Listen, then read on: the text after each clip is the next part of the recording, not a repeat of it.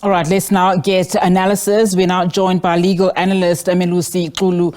Mr. Xulu, thank you so much for your time. So let's start with the Bester case in this case. I want to also explore other cases.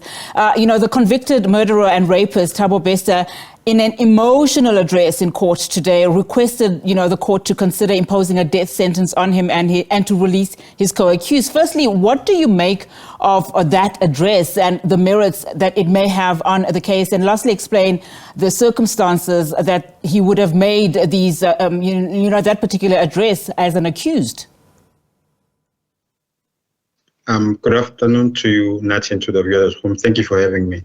Well, I think the main issue will be he can't exercise his rights to consult his legal representative in a way that is private, because there are certain issues that he needs to discuss with his legal representative privately. I think that's the main issue. Remember, Nati, we have our constitution that says we have a right to legal representation. So I think that's the main issue. However, I don't think it's in his place to say to the court that the co-accused have no case that is against them. It's up to the state to look at the evidence and the investigation. Then they'll say they can withdraw the case against the co-accused. So I think that one was misplaced. But also, I think what is important is the right way to do it. To complain would be obviously through his attorneys.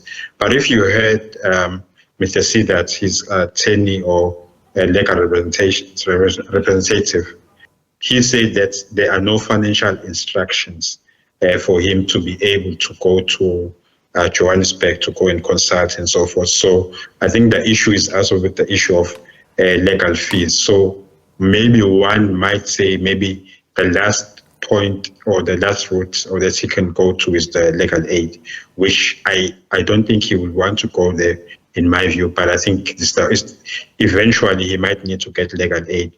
But let's see how he will decide in the next 7 days or by the 24th of July.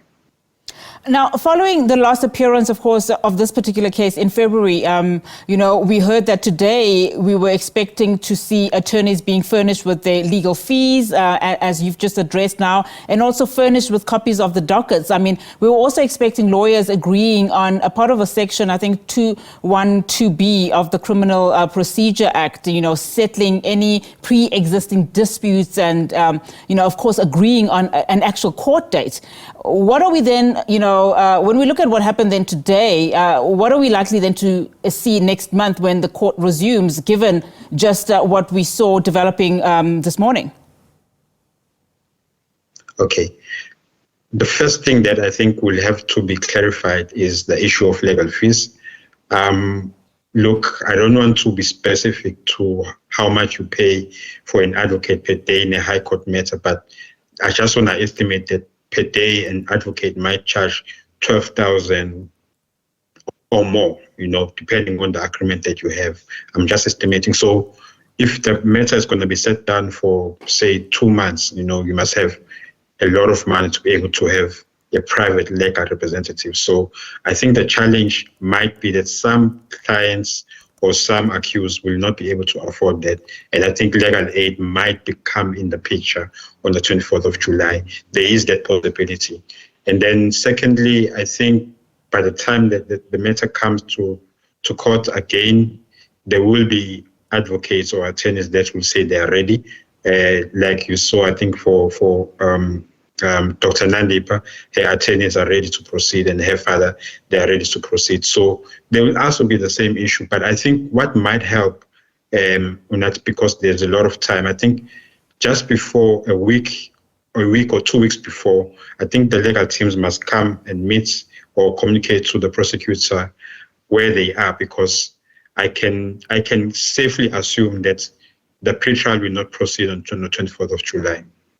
Let's move on to this other matter now. Of course, this is one of the big stories we are tracking this afternoon, and that's the corruption case of former Sports, Arts and Culture Minister Zizi Kodwa. If you can, just give us, of course, just to give context, it relates to the Zondo Commission recommendations on state capture.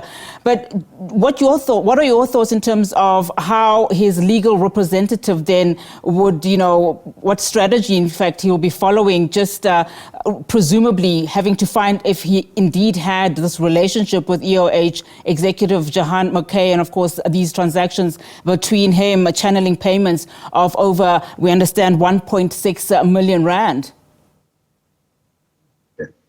Well, it's one of the cases that the ANC, in particular government officials, have a problem with, where you find that there will be someone who will be influential in assisting a service provider to get a tender or to get, a business. So we will then see, because obviously he has a right to be assumed to be innocent before proven guilty. So I don't want to put the cart before the horse.